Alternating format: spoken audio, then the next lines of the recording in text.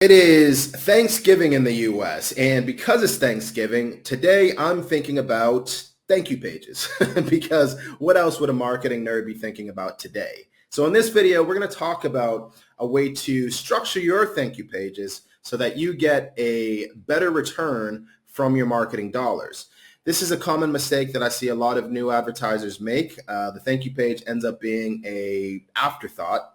So today I want to talk about a couple of different tactics that you can use to get more results from your thank you page. And in case we haven't met yet, my name is Brandon Dillon with responseflood.com, where we use YouTube ads to sell coaching, software, and services. And yeah, let's hop into my computer. I'm going to show you how most new advertisers think about thank you pages and what I would consider a more effective way that you can use today to get better results. So let's hop in.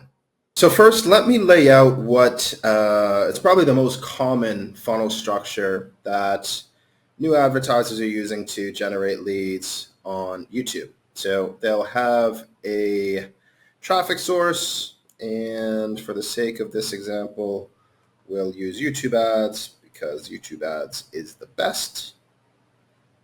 And they send that traffic over to an opt-in page where they're giving away some sort of value, usually something like an ebook, but it doesn't really matter. They're giving away value in exchange for contact details. From there, that person gets sent over to a thank you page.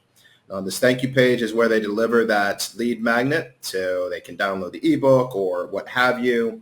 And the thinking here is that they're giving immediate value, and from there, ultimately, the person will be nurtured, and through the course of emails that get sent to this person, they will eventually have enough trust that they can send that person to a sales page, and from the sales page, they'll go to the order form, and then they'll end up on one more thank you page, which is the purchase thank you page.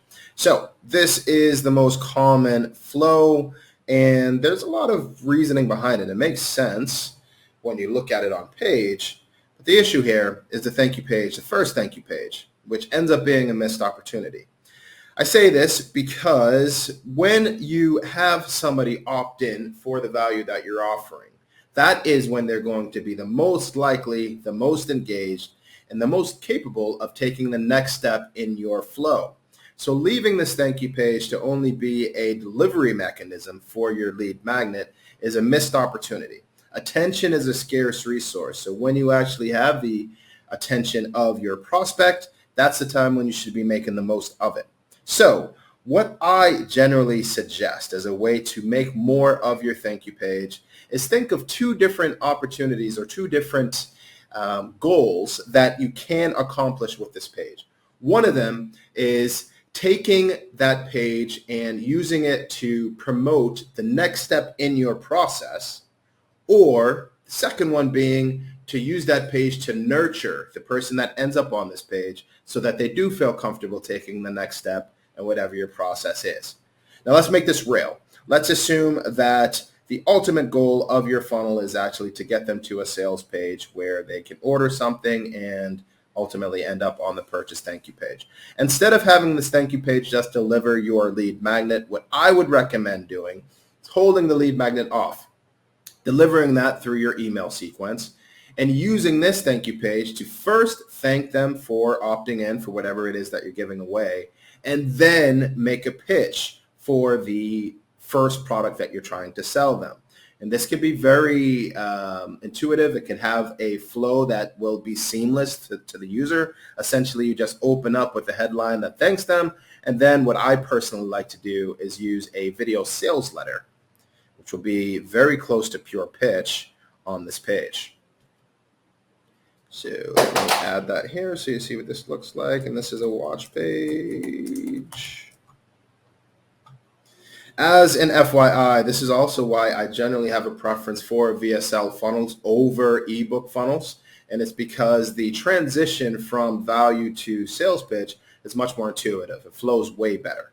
The VSL itself is valuable, and basically you're just baking a pitch into that. Whereas if you're delivering an ebook, you do have to have the additional step of adding some verbiage on the thank you page, saying that you're going to deliver whatever their lead magnet is. And by the way, while you're on this page, why don't you watch this video, essentially.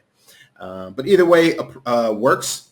What's really important here is that the focus of this thank you page is no longer just delivering the lead magnet. It is also taking the steps necessary to prepare that person to actually purchase something. This isn't the only way that you can use this page, though. It can also be used as a nurturing mechanism. So that's the second thing that I mentioned. And what I mean by that is, let's assume that instead of having a opt-in page here, we are driving people into a book a call funnel. So structure will be very similar. We'll have an opt-in page as the first step, but then generally speaking, we will have a thank you page. So we'll have a content page. Then we'll have the application sits behind that. Then we'll have a calendar, sits there. And then we have a final thank you page. So this is a common standard book a call funnel.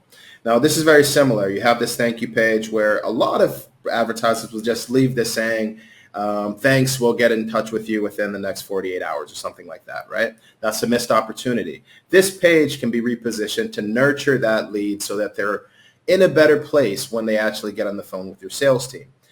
Specifically, on this page is an awesome opportunity to start building more trust and proof around your brand. So including things like testimonials, some of your best value videos or content, links to your social media platforms, anything that essentially better positions your brand as an authority and one that that prospect can trust. You can do all of that on this thank you page. And that ends up being much more valuable than just saying, thanks, we'll be in touch. Another common strategy that I like to use is including a homework video on this page where you're essentially telling them what to expect. You can use that video to also deliver some of your testimonials, but basically walking them through what to expect. Hey, you're going to get this video, you're going to get this email here, you're going to get this SMS there, and when you actually get on the call, this is the value that you can expect. You can deliver all of that in what we call a homework video, and the thank you page is the place where that would live. So to reiterate, there's a couple of different things you can do with your thank you page to make it more valuable to your marketing.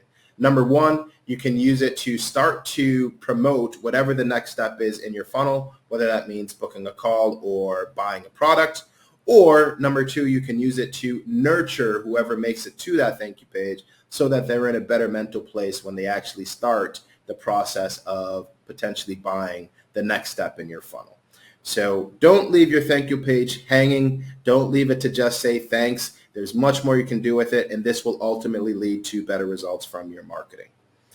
With that said, I will leave it there. If you like this sort of content, go ahead and subscribe to the channel. Also hit the like button below. I'll be delivering a lot more content about YouTube ads, direct response marketing, lead generation, high ticket sales, and everything in between.